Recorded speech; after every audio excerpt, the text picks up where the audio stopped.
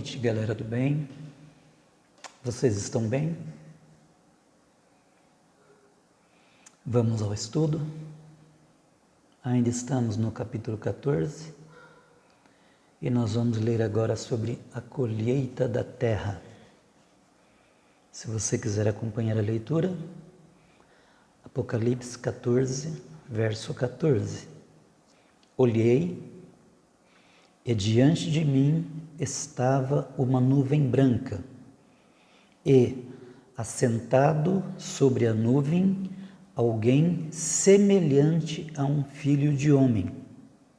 Ele estava com uma coroa de ouro na cabeça e uma foice afiada na mão. Está chegando o dia em que Jesus estará sentado nas nuvens. Ele usará uma coroa de ouro e terá na mão uma foice afiada. A coroa o identificará como rei, e a foice significa uma colheita esperada. As Escrituras ensinam que Jesus voltará nas nuvens como rei, Rei dos reis e Senhor dos senhores. Ele disse: a colheita é o fim desta era, e os encarregados da colheita são os anjos. Assim como o joio é colhido e queimado no fogo, assim também acontecerá no fim desta era. O Filho do Homem enviará os seus anjos e eles tirarão do seu reino tudo o que faz tropeçar e todos os que praticam o mal. Eles os lançarão na fornalha ardente, onde haverá choro e ranger de dentes. Será um dia terrível para os perdidos, não só porque será o último dia deles na terra, mas porque o destino deles estará selado eternamente, por toda a eternidade. Verso 15: então saiu do santuário um outro anjo que bradou em alta voz àquele que estava sentado sobre a nuvem: tome a sua foice e faça a colheita, pois a safra da terra está madura, chegou a hora de colhê-la. Quando Jesus aparecer nas nuvens, um anjo sairá do templo celestial e o instigará e o incentivará a tomar a sua foice e fazer a colheita, porque o tempo do juízo terá chegado e a colheita está madura, pronta para ser colhida. A safra está madura. Isso nos mostra que Deus vai deixar o seu juízo até o último minuto. Ele vai esperar para que as pessoas possam se arrepender.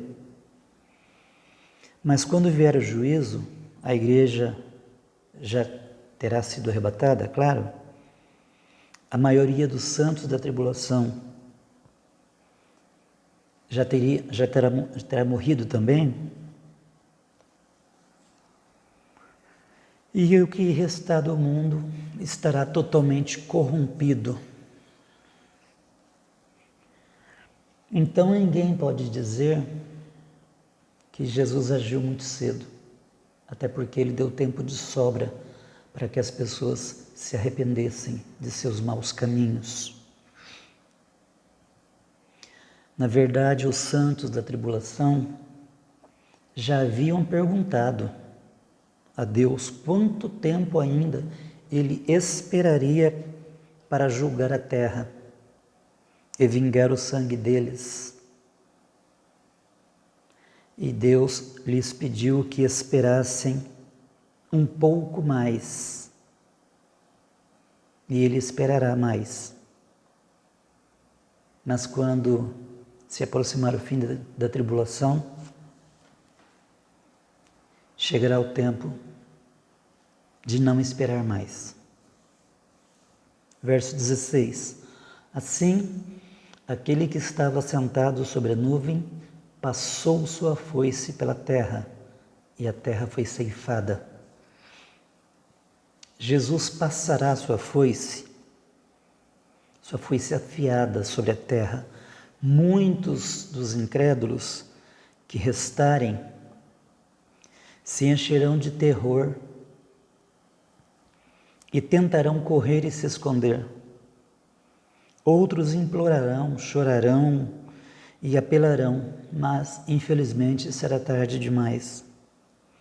Eles terão desperdiçado a sua última oportunidade e Jesus pegará as multidões e as lançará no fogo eterno ou no lago de fogo.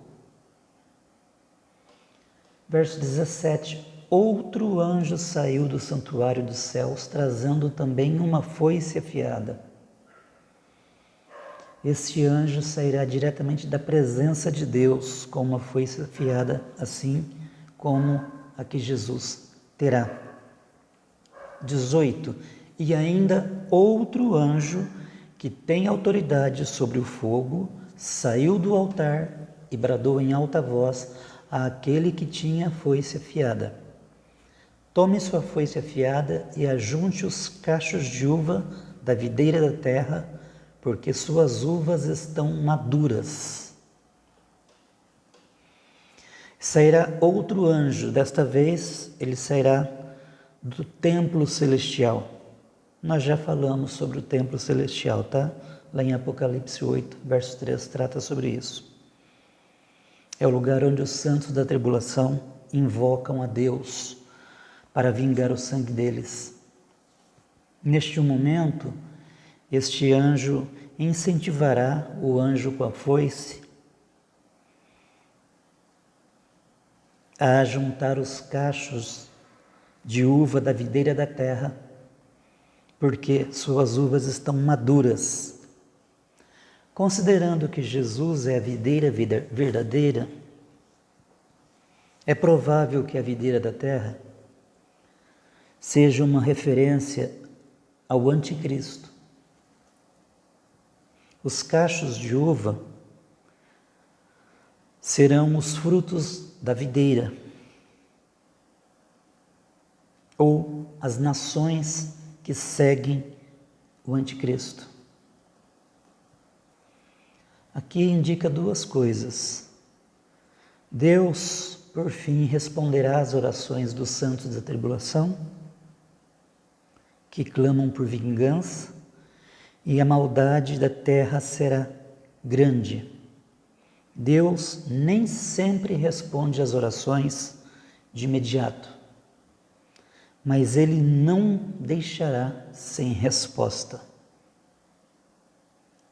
Deus nunca deixa uma oração sem resposta para sempre. E tampouco Ele deixará as nações e os maus indivíduos o negarem para sempre. Então, o capítulo 14 trata de 3 colheitas.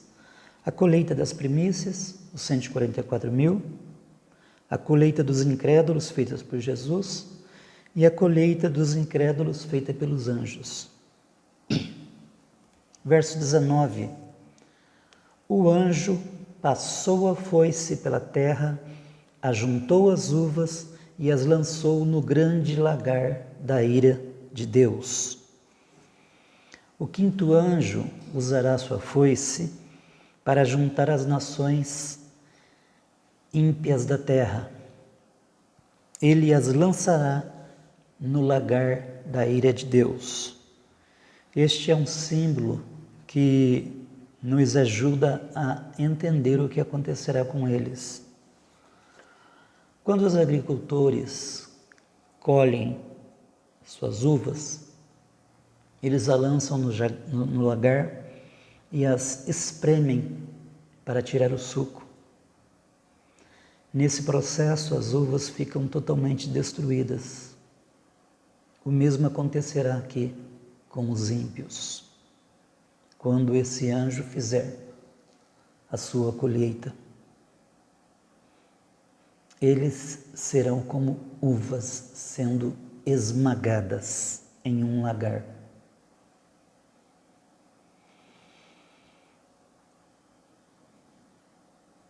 Preste atenção agora no verso 20. Elas foram pisadas no lagar fora da cidade e correu sangue do lagar, chegando ao nível dos freios dos cavalos, numa distância de cerca de 300 quilômetros. Isso aqui é literal.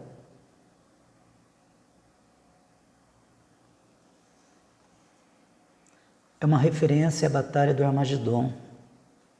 As uvas maduras, as nações ímpias, serão pisadas no lagar da ira de Deus. As pessoas serão esmagadas pelos pés de bronze polido de Jesus, como pequenas uvas, sob o peso de um homem grande.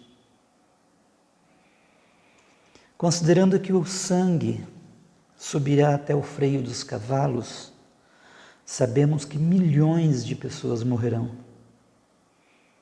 Mas antes que isto aconteça, Deus pregará o Evangelho por meio dos 144.000, por meio das 2 testemunhas e do seu anjo, o primeiro anjo aqui do capítulo 14.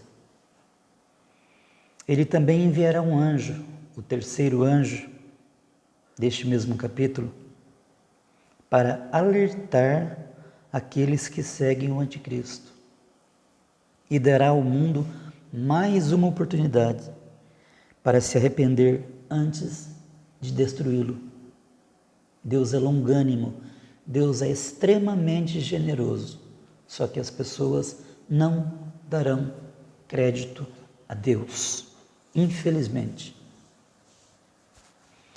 Os muçulmanos acreditam na batalha do Armagedon, mas eles a chamam de a mãe de todas as batalhas. O nome vem do Alcorão, que, dentre outras coisas, é uma versão distorcida da Bíblia. O Alcorão ensina que Deus ajudará o islamismo a vencer essa grande batalha. Isso acontecerá em parte porque fanáticos religiosos estão instigando a guerra contra o terrorismo. Alguns militantes islâmicos equivocados acreditam que podem desencadear a cadeia, a batalha do Armagedon e vencer. É duvidoso que eles possam sobreviver. Mas, se conseguirem, eles terão a grande guerra que desejam. Porém, o resultado será terrível e mais aterrorizante do que qualquer pessoa possa ter imaginado. Não dá para imaginar o sofrimento que está reservado para os ímpios no final da grande tribulação. Quando João viu Jesus, os pés de Cristo eram como bronze polido, como se tivesse sido refinado em uma fornalha. Eu espero, sinceramente, que você possa dar crédito, não à minha palavra, mas a palavra de Deus. Há esperança para você. Não queira ser esmagado e lançado no lago de fogo, onde o fogo não apaga e o bicho não morre. Deus te abençoe, tenha uma boa noite e até o próximo vídeo, se Deus permitir e nós vivermos.